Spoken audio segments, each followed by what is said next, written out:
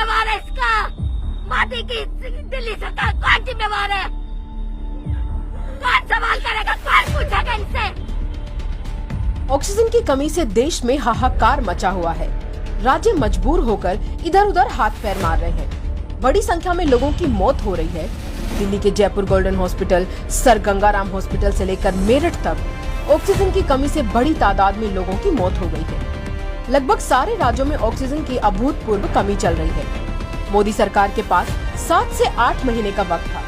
जानकारों ने दूसरी लहर के बारे में सचेत भी किया था, लेकिन उस पर ध्यान देना उचित नहीं समझा गया।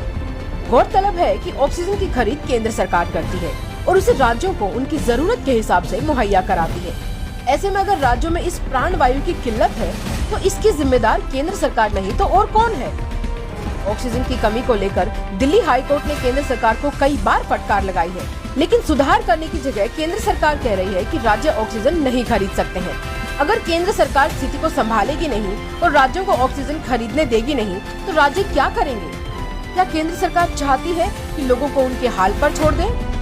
संसद की एक स्थायी समिति ने कोरोना वायरस संक्रमण की दूसरी लहर आने से कुछ महीने पहले ही सरकार को सुझाव दिया था कि अस्पतालों में बिस्तरों की संख्या और ऑक्सीजन का उत्पादन बढ़ाया जाए। स्वास्थ्य संबंधी स्थायी समिति ने पिछले साल नवंबर में अपनी रिपोर्ट में यह पैरवी भी की थी कि राष्ट्रीय औषधि मूल्य प्राधिकरण को ऑक्सीजन सिलेंडर की कीमत का निर्धारण करना चाहिए ताकि इसकी किफायती दर पर उपलब्धता सुनिश्चित हो सके। इन सब के बावजूद सरकार सचेत नहीं हुई। पिछले साल घोषित किए गए 162 जिला अस्पतालों में से सिर्फ 33 ऑक्सीजन प्लांट ही अब तक लग पाए हैं। यह बात खुद सरकार कह रही है।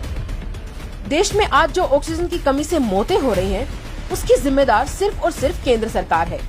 तैयारी के लिए वक्त मिलने के बाद भी सरकार अपना महिमा मंडन करने में लगी रही।